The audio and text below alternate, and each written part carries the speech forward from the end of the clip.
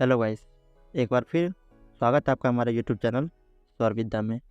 तो जैसा कि आप देख सकते हैं, आज हम पढ़ने वाले हैं क्लास 12th का पॉलिटिकल साइंस का जो हमारा एनुअल एग्ज़ाम होता है 2024 के लिए।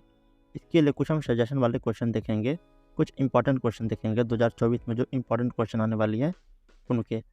ठीक है, और ये हम पूरी की पूरी एक क्वेश्चन पेपर को ही सॉल्व करने की कोशिश कर रहे हैं। तो इस क्वेश्चन पेपर का आज हमारा लॉन्ग क्वेश्चन होने वाला है। इस लॉन्ग क्वेश्चन का हमने 2 पार्ट में बनाया है, यानी कि ये जो लॉन्ग क्वेश्चन है ये सेक्शन ए में आता है और सेक्शन ई को हमने 2 पार्ट में बनाया है। एक पार्ट हमने पहले देख चुका है।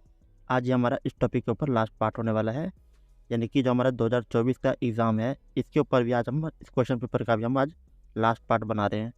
इससे पहले हमने इसका 7 पार्ट पहले बनाकर डाल दिया अपने यूट्यूब चैनल में, और आज हम देखने वाले हैं पार्ट नंबर 8। और गाइस, जैसा कि आप जानते ही हैं, हम इस क्लास 12th का जो पॉलिटिकल साइंस है इसकी पूरे प्ले लिस्ट तैयार कर रहे हैं, और इस प्ले लिस्ट का आज हमारा वीडियो नंबर होने वाला है 31। और गाइस, आप देख सकते हैं ये 2024 का है। तो 2024 का हमारा जो आज के टाइम पे CBSE द्वारा लेटेस्ट एग्ज़ाम पैटर्न है उसके ऊपर ये क्वेश्चन पेपर को तैयार किया गया है। ठीक है, तो चलिए बिना कोई देर किए अपनी आज की वीडियो को हम शुरू करते हैं। देखिए क्वेश्चन नंबर 29 क्या कह रहा है। स्वतंत्रता के समय भारत के सामने मौजूद किन्हीं 3 चुनौतियों का वर्णन कीजिए। यानी स्वतंत्रता के समय अर्थात कब हमारा भारत आज़ाद हुआ था, 1947 में। तो उस समय पे हमारे भारत के सामने कौन कौन सी चुनौतियां आई, उनमें से कोई 3 चुनौतियां हमें बताना है। ठीक है, चलिए देखते हैं। देखिए पहला क्या है, एक राष्ट्र को आकार देने की चुनौती, यानी कि हमारे राष्ट्र कई भागों में टूट चुके थे। जब हमारे अंग्रेज हमारे भारत को छोड़ के गया, उन्होंने सभी राज्यों को आज़ाद कर दिया। सबको ये कह दिया कि सब अपना अपना देश बना सकते हैं अगर चाहे तो वो भारत साथ मिले या फिर ना मिले। जिसके कारण क्या हुआ, हमारा भारत यानी कि हमारा राष्ट्र कई आकार में कई भागों में टूट गए थे। ठीक है, उनको जोड़ना हमारे लिए एक चुनौती हो गया। आगे क्या कह रहे हैं, स्वतंत्रता के समय भारत विभिन्न राज्यों में विभाजित था। जैसा कि मैंने आपको बताया कि स्वतंत्रता के समय क्या हुआ था कि हमारा भारत कई राज्यों में टूट गया। फिर इसलिए देश को एक सूत्र में पिरोने को और जोड़ने की एक बड़ी चुनौती खड़ी हो गई। जिसके कारण क्या हुआ कि हमारे देश को एकजुट करने के लिए बहुत ज़्यादा ये बड़ी चुनौती हो गया था कि इतने सारे रजवाड़ों को एक साथ जोड़कर और एक भारत का निर्माण कैसे करें। ये हमारे लिए बहुत बड़ी चुनौती थी। और ये काम किसने किया, ये हमारे किए सरदार वल्लभ भाई पटेल जी ने। ठीक है, इन्होंने ही कई सारे रजवाड़ों को अपने साथ यानी कि अपने भारत में जोड़ा और भारत को एकता के प्रतीक बनाया। तो देखिए क्या कह रहे हैं, सरदार वल्लभ भाई पटेल ने इन राज्यों को या तो इच्छा से या कूटनीति रूप से विभिन्न चरणों में पूरा करने के लिए एकीकृत करने का बीड़ा उठाया। यानी कि जो हमारे सरदार वल्लभ भाई पटेल थे, उन्होंने जितने भी भारत के रजवाड़े थे जो अपने आप को भारत से अलग रखना चाहते थे और आज़ादी मांग रहे थे खुद को एक अलग देश के रूप में, उनको या तो कूटनीति से यानी या तो राजनीति तौर तरीके से या फिर उनकी इच्छा से प्यार से समझाने की कोशिश किया और भारत में उनको ऐड किया। आशा करता हूँ ये पॉइंट आपको समझ आ गया होगा। चलिए आगे देखते हैं। देखिए अगला पॉइंट क्या कह रहा है, लोकतंत्र की स्थापना के लिए सरकार द्वारा यानी भारत सरकार ने क्या किया, संसदीय स्वरूप के आधार पर प्रतिनिधि लोकतंत्र का गठन किया। क्योंकि राष्ट्र में इन लोकतांत्रिक प्रथाओं को विकसित करना एक बड़ी चुनौती थी। यानी कि हमारे देश के अंदर लोकतांत्रिक प्रथाओं को भी विकसित करना एक बहुत बड़ी चुनौती थी। ठीक है, पहला चुनौती में हमने क्या देखा, पहले में हमने देखा कि राष्ट्र को एकता के प्रति जोड़ने के लिए एक बड़ी चुनौती थी। जो काम किसने किया, वह काम किया हमारे सरदार वल्लभ भाई पटेल ने, और उनको ही इसी कारण उनको लौह पुरुष भी कहते हैं। ठीक है, सरदार वल्लभ भाई पटेल को हम लौह पुरुष के नाम से भी जानते हैं। और दूसरा क्या है, दूसरा चुनौती है हमारे सामने लोकतांत्रिक प्रथा को स्थापित करना भारत के अंदर। ठीक है, ये भी एक बहुत बड़ी चुनौतियाँ थी। और देखिए तीसरा क्या है, आर्थिक विकास और समाज की भलाई निश्चित करना एवं प्रभावी आर्थिक नीतियों गरीबी और बेरोजगारी में उन्मूलन की मदद से कल्याणकारी लक्ष्यों को प्राप्त करना। यानी कि हमारे देश के अंदर आर्थिक विकास करना और गरीबी को कम करना, बेरोजगारी, इन सब को कम करना भी एक बहुत ज़्यादा बड़ी चुनौतियाँ थी। आज़ादी के टाइम पे क्या था कि देश के पास जो इनकम आने की लिमिट थी वो बहुत कम थी। ठीक है, इनकम इनके पास आते नहीं थे, और लेकिन गरीबी बहुत ज़्यादा थी और बेरोजगारी भी बहुत ज़्यादा थी। यानी देश की आधे से ज़्यादा जनसंख्या जो थे वह कृषि के ऊपर निर्भर करते थे, और किसी के पास भी जॉब या किसी इस तरह का काम में नहीं थी। यानी यहाँ पे छिपी हुई बेरोजगारी काफ़ी ज़्यादा थी। जहाँ पे एक आदमी भी काम करके अपना अन्न उगा सकते हैं, उसी खेत में 4-4, 5-5 आदमी लगे हुए थे। ठीक है, यानी बाकी के जो आदमी 3 से 4 आदमी थे वह बेरोजगार थे, जिन्हें हम छिपी हुई बेरोजगारी कहते हैं। आशा करता हूँ आपको ये क्वेश्चन समझ आ गया होगा। चलिए अगला क्वेश्चन देखते हैं। गाइस देखिए, इसी 29 नंबर क्वेश्चन में अथवा में एक और क्वेश्चन दिया गया है जो हमसे क्या पूछ रहा है। इसमें पूछ रहे हैं 1947 में भारत के विभाजन के किन्हीं 6 परिणामों का विश्लेषण कीजिए। यानी 1947 में भारत और पाकिस्तान का जो विभाजन हुआ, इनके कोई 6 परिणाम लिखना है कि इनसे क्या क्या नुकसान हुआ, हमारे भारत को भी और पाकिस्तान को भी विभाजन से क्या नुकसान हुआ। यानी देखिए पहला क्या कह रहा है, विभाजन का पहला परिणाम अर्थात जनसंख्या का सबसे बड़ा अनियोजित और दुखद स्थानांतरण था। यानी सबसे पहला परिणाम क्या था कि हमारे देश को जो जनसंख्या थी इनका विभाजन हो गया। कुछ लोग भारत में रह गए और कुछ पाकिस्तान चले गए। यानी कई लोग ऐसे हुआ कि उनके घर के बीच आंगन से भी दरार पड़ गए। ठीक है, कुछ लोग भारत रह गए और कुछ पाकिस्तान चले गए, जिसके कारण कई सारे परिवार टूट गए।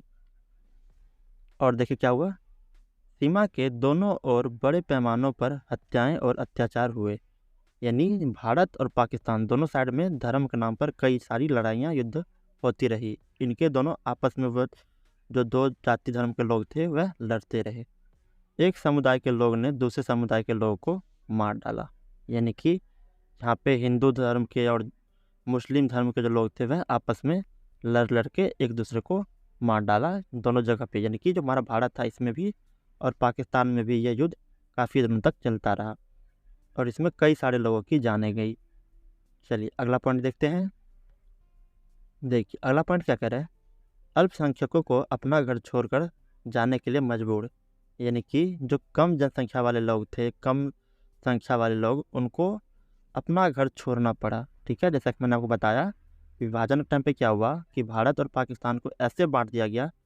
कई परिवार ऐसे थे कि जिनके अपने घर, जैसे कि मान चलिए एक घर है, ठीक है, और इनके बीच आंगन से दरार पड़ गए, यानी आधा पाकिस्तान हो गया और आधा भारत, ऐसे हो गए, जिसके कारण क्या हुआ, कई सारे घर जैसे हुए जो जिनको छोड़ के जाना पड़ा। ठीक है, कुछ जो लोग थे ऐसे यहाँ के और यहाँ के, इनको अपना घर छोड़कर जाना पड़ा, को मजबूर किया गया। तो देखिए क्या कह रहा है, विभाजन ने लगभग 80 लाख लोगों को नई सीमा पार करने के लिए मजबूर किया।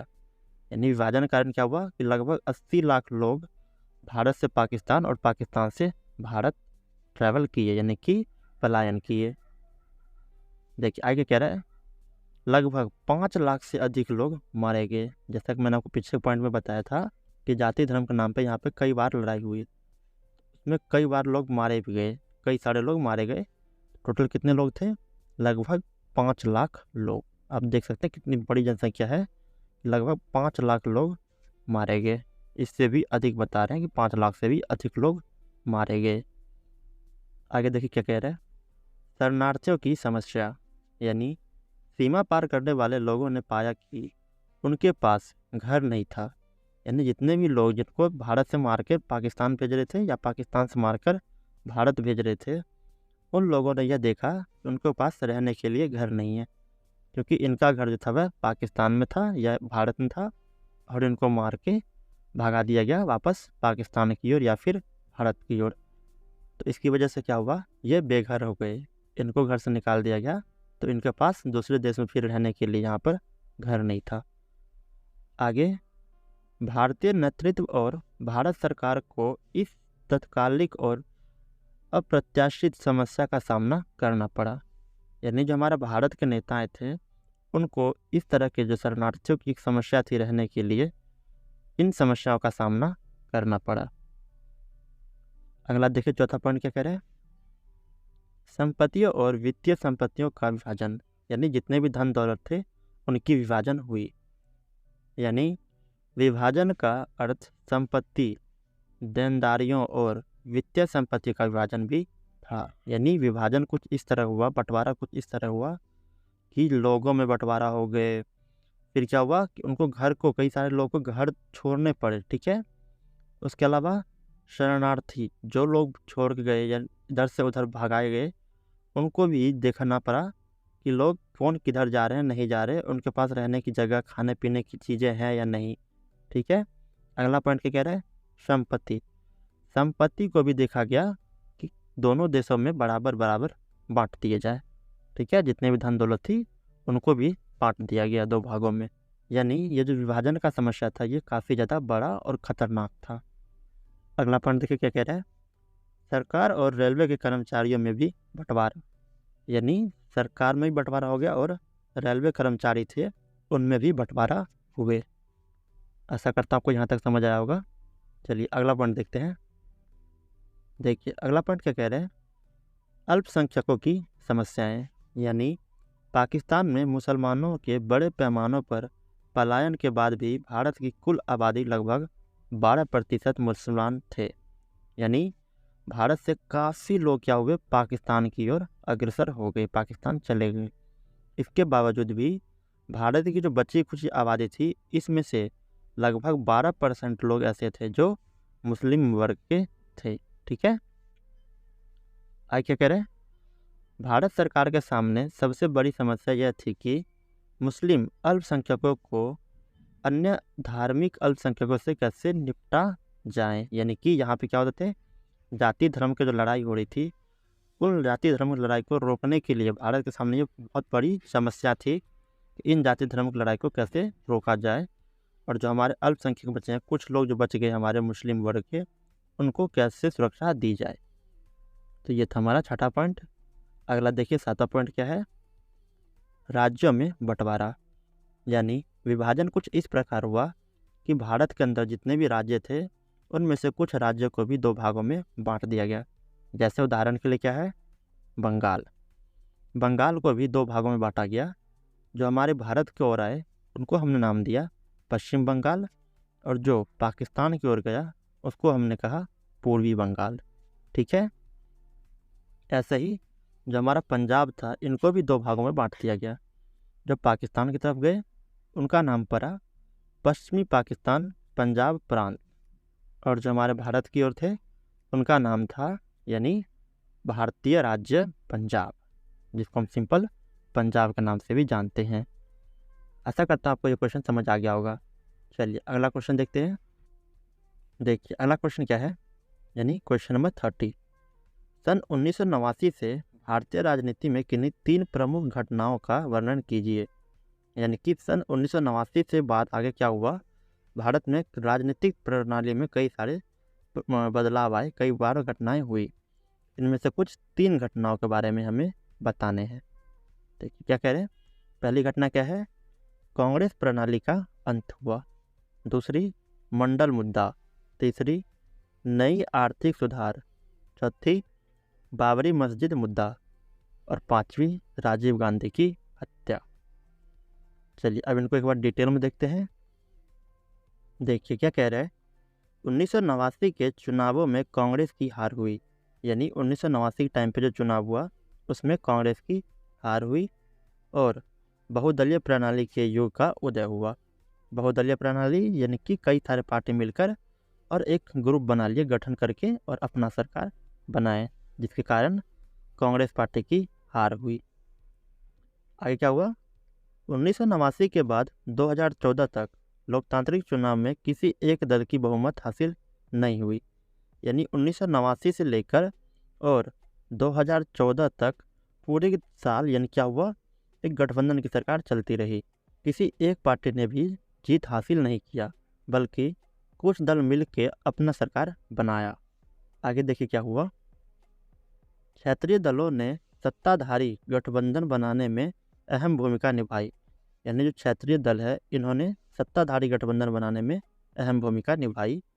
1989 के बाद केंद्र में नौ सरकार या तो गठबंधन सरकार रही या अन्य दल द्वारा समर्थित अल्पमत सरकारें, यानी कि 1989 से लेकर और आगे 9 बार क्या हुआ, केंद्र के टाइम पे केंद्र सरकार में या तो गठबंधन सरकार रही या फिर समर्थन करने वाला, ठीक है, समर्थित अल्पमत सरकारें थी। फिर आगे क्या हुआ, इस चरण में अनेक क्षेत्रीय दलों की भागीदारी से ही सरकार का गठन किया जा सका।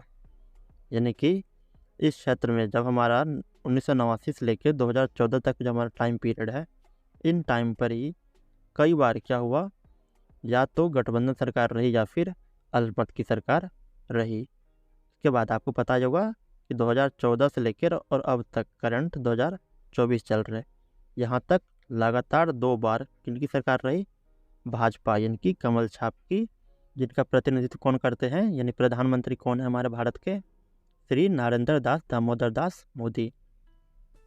आगे देखिए, 90 के दशक में दलितों और पिछड़े वर्गों और क्षेत्रीय दावों का प्रतिनिधित्व करने वाला शक्तिशाली पार्टियों का भी उदय हुआ। यानी 90 के दशक में क्या हुआ कि जो दलितों के लिए थे, ठीक है, पिछड़े वर्ग के लिए और क्षेत्रीय दावों का प्रतिनिधित्व करने वाली शक्तिशाली पार्टियों का भी उदय हुआ। आशा करता हूँ ये क्वेश्चन आपको यहाँ तक समझ आ गया होगा। चलिए इसी का अथवा में दूसरा क्वेश्चन हम देखते हैं। देखिए अथवा में क्या पूछ रहे हैं, गंभीर प्रतिस्पर्धा और कई संघर्षों के बीच ऐसा प्रतीत होता है कि अधिकांश दलों के बीच एक आम सहमति बन गई है। किन्हीं 3 का विस्तार से वर्णन कीजिए।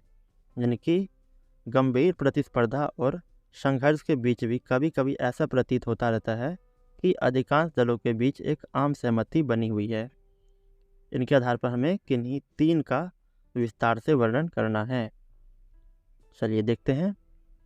देखिए इसका उत्तर क्या कह रहा है, अधिकांश राजनीतिक दल देश की समृद्धि और विश्व में आर्थिक शक्ति की स्थिति की ओर ले जाने के लिए नई आर्थिक नीतियों के समर्थन में है। यानी अधिकांश दल जो है, आधे से ज़्यादा दल, वे देश को समृद्धि में, ठीक है, और विश्व के सामने अधिक आर्थिक शक्ति की स्थिति की ओर ले जाने के लिए नई आर्थिक नीति को अपनाने को समर्थन किया है।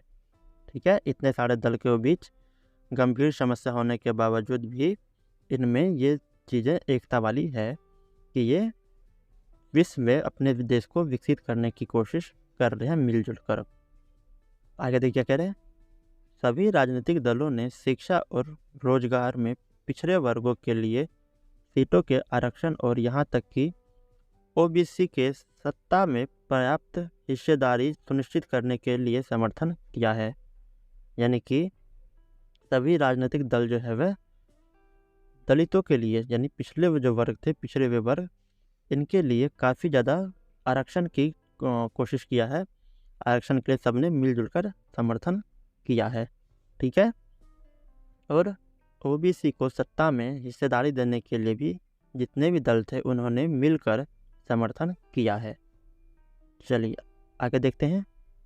देखिए अगला पॉइंट क्या कह रहा है, देश के शासन में राज्य स्तरीय दलों की भूमिका को भी स्वीकार किया गया है। यानी हमारे देश के शासन के लिए हर स्टेट के अंदर एक स्तरीय शासन होना चाहिए।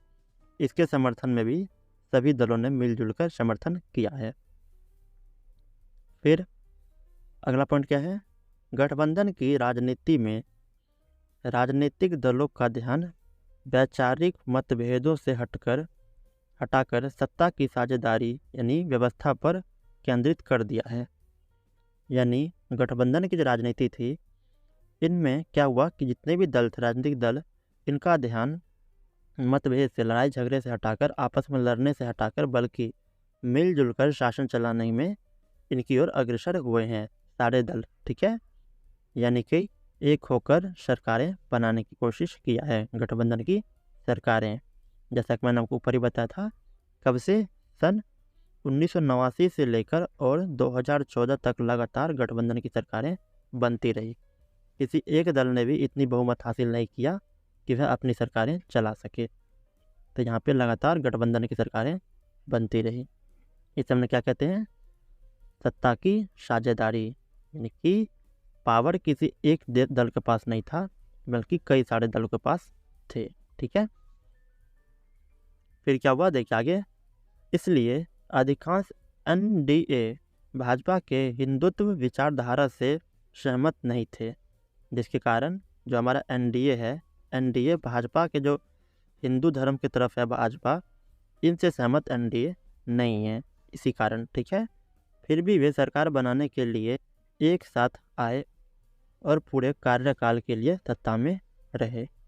यानी कि जो हमारा भाजपा है, भाजपा पार्टी किसकी है, मोदी सरकार की। ठीक है, तो ये पूरी तरह से हिंदू के वर्चस्व में, हिंदू की ओर अग्रसर रहते हैं, जो एनडीए को पसंद नहीं थी। ठीक है, एनडीए को बिल्कुल पसंद नहीं है कि भाजपा पूरी तरह से हिंदू के बारे में सोचते हैं, बाकी किसी वर्ग के बारे में नहीं सोचता। तो इसीलिए जो एनडीए है ये भाजपा के हमेशा खिलाफ रहे। ठीक है, लेकिन फिर भी क्या हुआ, इनके बावजूद भी जो भाजपा है, भाजपा अपने पूरी कार्यकाल के लिए लगातार 2 बार सरकार में रहे। आपको पता होगा पहला इसका कार्यकाल कब था, 2014 से लेकर 2019 तक, और अभी दूसरा कब है, 19 से लेकर 24 तक। यानी इस बार 2024 में दोबारा से सेंटर का, यानी कि हमारा लोकतांत्रिक चुनाव जो है दोबारा से लोकतंत्र के लिए होगा। तो आज की वीडियो में इतना ही। आशा करता हूँ आपको समझ आ गया होगा ये क्वेश्चन सारे। आगे हम देखेंगे जो हमारा 2023 में प्रीवियस ईयर का जो क्वेश्चन है हमारा 2023 का, इन 2023 के 2 सेट हम लेंगे और उनको हम सॉल्व करने की कोशिश करेंगे। तो आशा करता हूँ यहाँ तक आपको समझ आया होगा। Thanks for watching. आशा करता हूँ आपको हमारा वीडियो पसंद आया होगा। अगर आपको हमारा ये वीडियो पसंद आया हो तो हमारे इस वीडियो को लाइक करें, साथ ही साथ हमारे चैनल को सब्सक्राइब करके बेल आइकन ऑन ज़रूर करें। और गाइस, इस वीडियो में दिखाए गए इस नोट्स को आप अगर हमसे लेना चाहते हैं तो हमने अपने वीडियो के डिस्क्रिप्शन बॉक्स में अपने नोट्स के लिंक दे रखा है। आप वहां जाकर उस लिंक पर क्लिक करें और ये नोट्स आप वहां से डाउनलोड कर सकते हैं। और गाइस, यदि आपको हमसे कोई भी क्वेरी या कोई भी क्वेश्चन पूछना है तो हमने इस वीडियो के डिस्क्रिप्शन बॉक्स में अपने व्हाट्सएप ग्रुप का भी लिंक दे रखा है। आप वहां जाकर हमारा व्हाट्सएप ग्रुप ज्वाइन करें और हमसे संपर्क करें। हम आपके डाउट क्लियर करने की पूरी कोशिश करेंगे। तो मिलते हैं किसी और नई वीडियो में, तब तक के लिए नमस्कार।